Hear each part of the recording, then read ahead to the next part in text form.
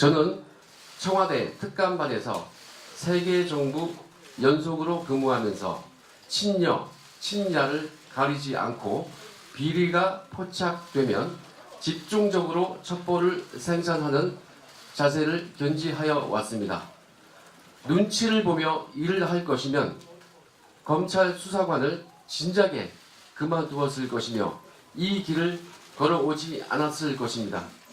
미관 말직이지만 첩보 생산이라는 은사를 받은 것에 깊이 감사하고 이 일을 사랑하였지만 이 정부에서 저는 친여권 실세들에 대한 감찰 첩보를 지속적으로 생산하였다는 이유로 탄압을 받고 급기야 제가 하지도 아니한 지인 사건을 조회했다는 이유로 표적 감찰을 받았습니다. 청와대는 제가 지인 사건을 조회하지 아니하였음을 알면서도 그것을 빌미로 저를 쫓아내기 위하여 불법적인 휴대폰 감찰을 벌였고 제가 동의하지도 아니한 부분에 대한 별건 휴대폰 포렌식 자료를 활용하여 저를 범죄자로 낙인 찍어 언론에 유포하였습니다. 이에 대하여 대통령님의 가이드라인 제시 이후 그 다음날 저는 해임 처분되었고 저와 변호인들이 징계 처분에 대한 가처분을 행정법원에 제기하였지만 16페이지에 이르는 소장을 접수한 지 단 1시간 만에 기각되는 초유의 사태가 벌어졌습니다. 그리고 국민권익위에서는 공익제보에 대한 보호 조치를 현재까지 내리지 못하고 눈치만 보고 있는 상황입니다.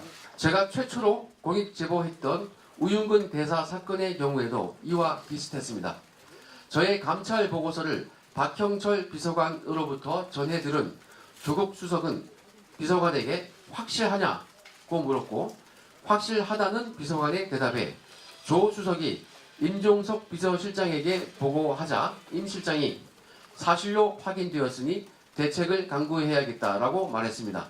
이 부분은 언론에도 나와 있듯이 서로 임 실장과 우윤근 대사가 말이 맞지 않아서 보고받지 않았다는 임 실장의 말과 달리 우 대사는 임 실장과 통화를 했다고 시인한 바 있습니다.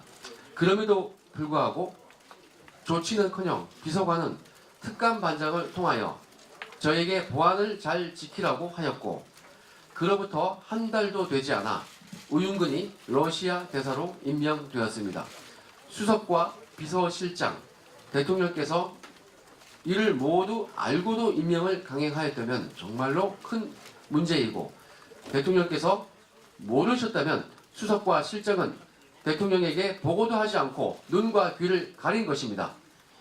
이번 손혜원 의원의 사건도 마찬가지입니다. 민주당에서는 손혜원 의원에 대해서는 문제없다고 말합니다. 공정하게 일을 처리할 마음이 있다면 손혜원 의원이 말만 듣고 그대로 믿어주기보다는 공정한 방법으로 정밀조사를 하는 것이 맞습니다. 저와 같은 약자에게는 엄정한 잣대로 처벌하고 자신들의 잘못은 감싸주는 행태가 반복되고 있습니다. 청와대 민정수석실의 국가예산 횡령에 대하여 말씀드리겠습니다. 2017년 7월 특감반 창설 직후 반부패 비서관은 이인걸 특감반장과 함께 특감반원들의 활동비 지원에 대하여 의논하였습니다. 특감반원들은 매일 외근 활동을 하며 출장을 다니기 때문에 활동비를 출장비 명목으로 매월 100만원 상당을 각 개인의 계좌로 송금해 주었고 특활비 또는 특정 업무 경비로 기억되는데요. 현금 40만원을 봉투에 넣어서 직접 개인별로 지급하였습니다. 그런데 특감반 구성원 중 내근만 전담하는 직원은 외근을 하지 않습니다. 그럼에도 불구하고 내근 직원에게도 허위 출장 신청서를 작성하는 방법으로 출장비를 지급했습니다. 그로 인하여 특감반 데스크 김태곤 사무관은 내근 전담임에도 출장비를 개인 계좌로 지급받았습니다. 그런 직원이 특감반 내에 한 명 더 있을 수도 있습니다. 16개월 동안 그 한 명이 받은 출장비는 최소 1,500, 1,600 정도 될 것입니다. 만약에 2명이라면 3천만 원이 넘어갈 것입니다. 국민 세금을 허위로 수령한 것입니다. 반부패 비서관실과 민정수석실은 국가 예산을 허위로 집행한 것이어서 실정법을 위반한 것입니다. 대통령 비서실 직제 제7조에는 특감반의 업무 방식이 명시되어 있는데 그 최고의 조치는 수사기관 이첩입니다.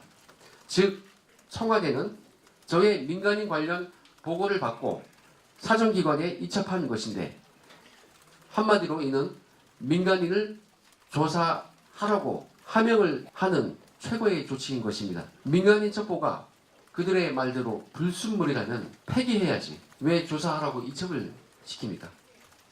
민정수석실의 수장은 조국 수석입니다.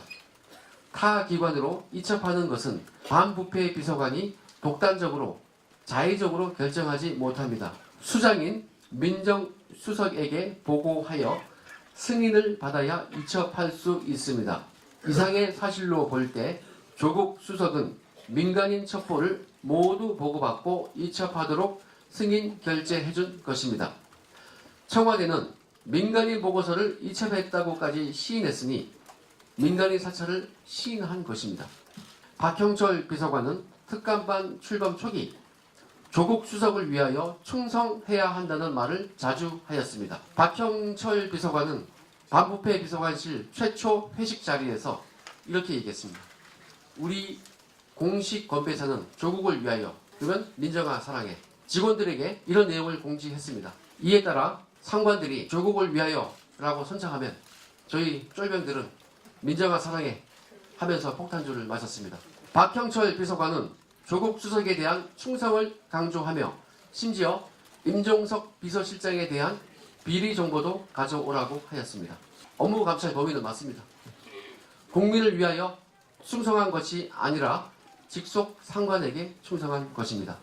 최근 저의 집 앞에 수상한 사람들이 소송되고 있습니다. 초인종을 누르고 그냥 간 경우도 있다고 합니다. 저는 만 6세와 이제 갓 2돌이 지난 아이들이 있습니다. 아내와 아기들이 불안에 떨고 있습니다. 해임도 되었습니다. 많이 불안합니다. 많은 분들께서 감시의 눈으로 지켜주셨으면 합니다.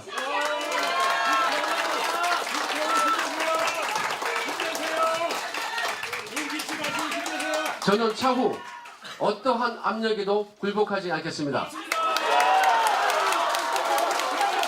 청와대의 불법 사찰, 폭압적인 휴대폰 별건 감찰, 직무유기, 공무상 비밀 누설 등 범법 행위에 대하여 좌시하지 않고 끝까지 밝혀내도록 최선을 다하겠습니다.